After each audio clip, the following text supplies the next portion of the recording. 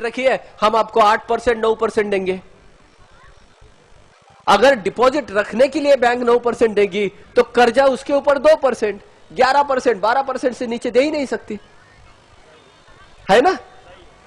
बहुत सोचना, बहुत आसान है ये, लेकिन इसी एक ने हमारे देश को बर्बाद किया है। ये जात पात धर्म कहां से आया? हम 121 करोड़ की हमारी परिवार क्यों नहीं बन पा रही है? देखो, एक परिवार बड़ा है, हम सब भूखे हैं, हम खाना खाने बैठे हैं, लेकिन खाने के डिब्बे में अगर रोटियां कम है तो हमारी मां क्या करती है? बड़े को बोलती है कि तू इतना ज्यादा नहीं खाना, छोटे को नहीं मिलेगा। इसको रिजर्वेशन बोलते हैं। तो छोटा कौन होता है? जो अभी चल नहीं सकता, जो ये नहीं हो सकता।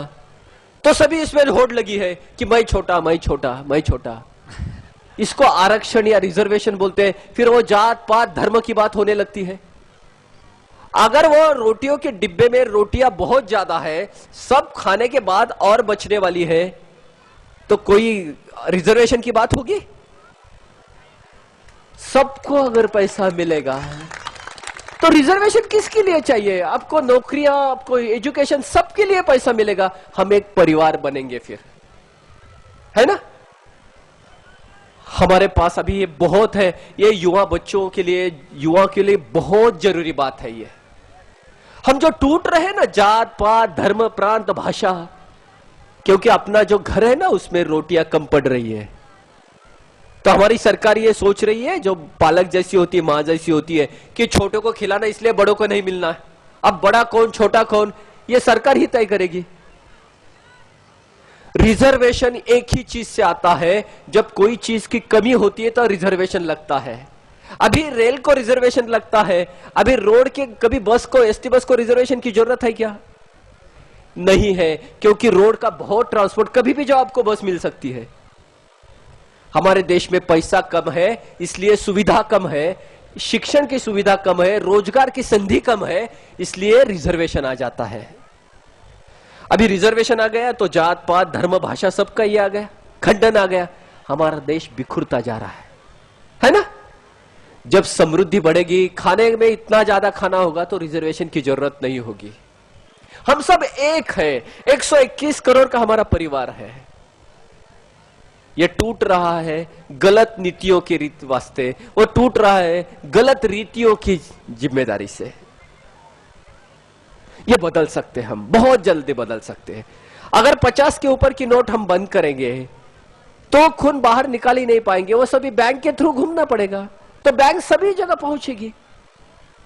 2%, 2.5% से एजुकेशन लोन मिलेगा, बिजनेस लोन मिलेगा, किसानों के लिए मिलेगा, अच्छी मकान बांधने के लिए मिलेगा, गाड़ियों के लिए पैसा मिलेगा। हमारे बच्चों को भविष्य बेचना नहीं पड़ेगा। पैसा कमाने के लिए शहरों की तरफ, अमेरिका, यूरोप, विदेश की तरफ नहीं जाना पड़ेगा। सिर्फ वो अच्छी पढ़ाई के लिए जाएंगे, लेकिन वापस अपने घर आएंगे।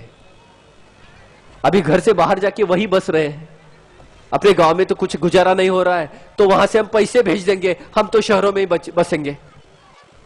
अब सभी जवान बच्चे गांव से बाहर जाके वहां से पैसा भेज रहे हैं, सिर्फ क्योंकि गांव में पैसा घूम ही नहीं रहा, गांव में पैसा नहीं आ रहा है। स्वामी जी इसके ऊपर बहुत अच्छी बात कहते हैं। स्वामी जी कहते हैं किसान तक पैसा पहुंचना चाहिए, गांव गांव में पैसा पहुंचना चाहिए। किसान अनाज गांव में पैदा होता है, लेकिन मंडी शहरों में होती है, पैसा शहरों में, और श्रम होते वो देहात में और ग्राम इसमें होते हैं। कष्ट जो है वो ग्राम में है, देहातों में है, और आराम और सुख शहरों में है। पैसा उधर और श्रम इधर, ऐसा हो गया है ना। और एक बात और है इसमें, जितना भी बैंकों में पैसा जमा होता है वो गरीब मजदूर किसान का, और उसका उपयोग जो करता है वो इंडस्ट्रीज, इसका कितना आंकड़ा है करीब? अभी तो सभी ऐसा ही है कि सभी इंडस्ट्री लेके जाती है। किसानों के लिए नाबार्ड नाम की गवर्नमेंट ने अलग एक बैंक, बड़ी बैंक निकाली, नाबार्ड बैंक बोलते हैं उसको। और उतना छोटा, यानी नाबार्ड के जरिए सिर्फ 3-4 लाख करोड़, 3.8 लाख करोड़, यानी 4 लाख करोड़ का जो है पैसा वो ग्रामीण अर्थव्यवस्था में जाता है।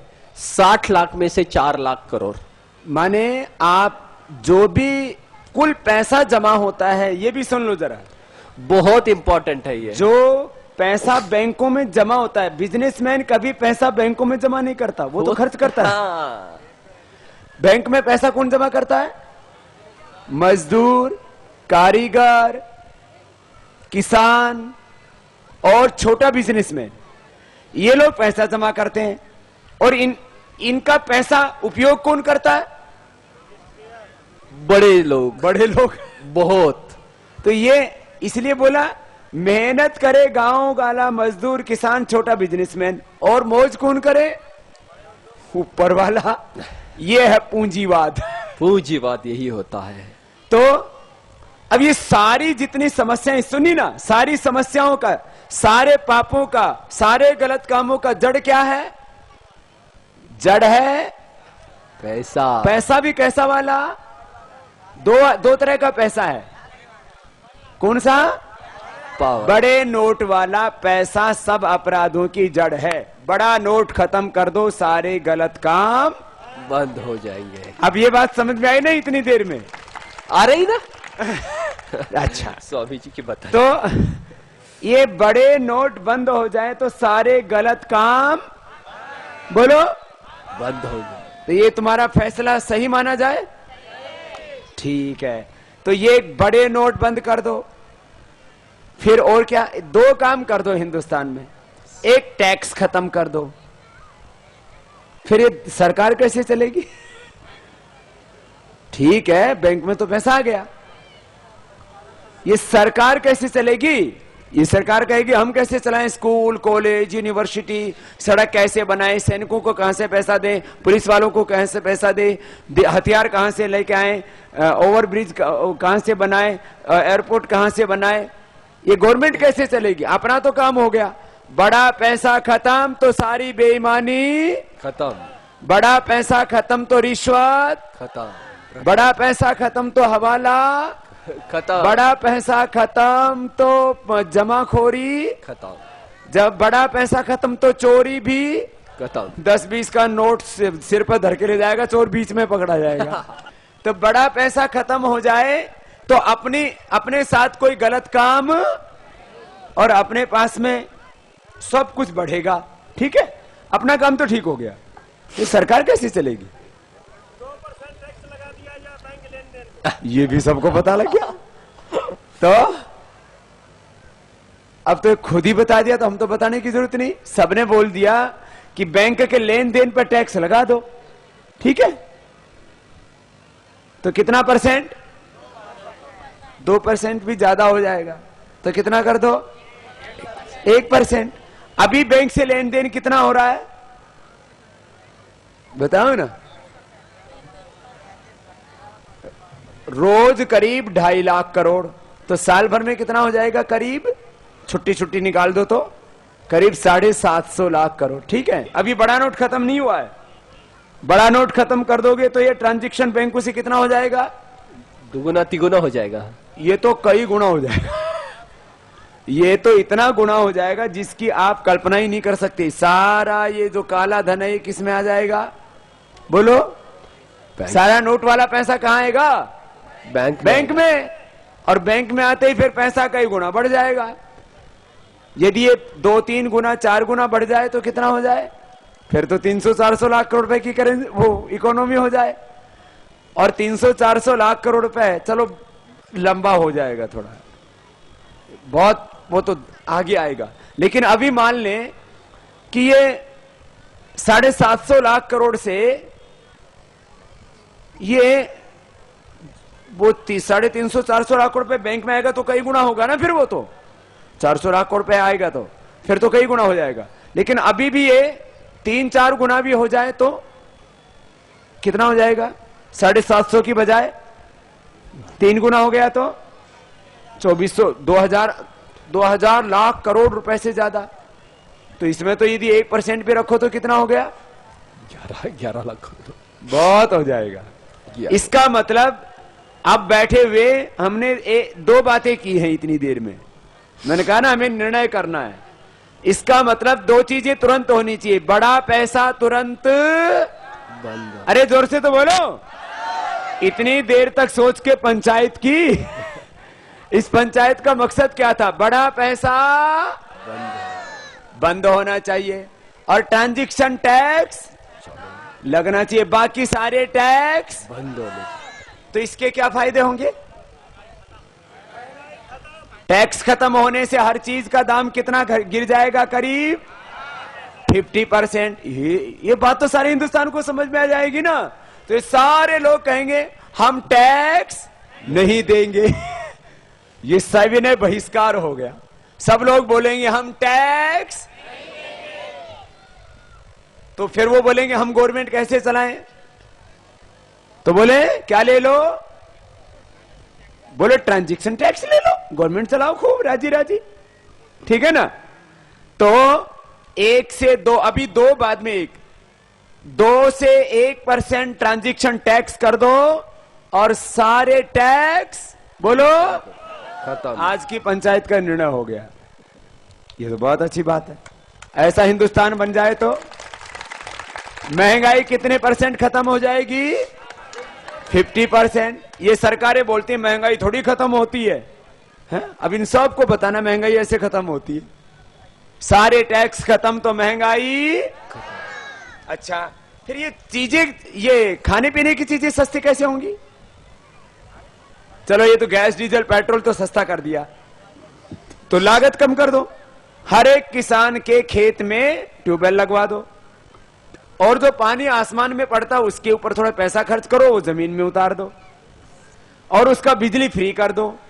उसको खाद और जो बीज खरीदता वो सस्ते कर दो, तो वो चीजें भी सस्ती हो जाएंगे, तो खाने पीने की भी मौज रहेगी और इसमें भी महंगाई खत्म। और कहां होती है महंगाई? पढ़ाई में।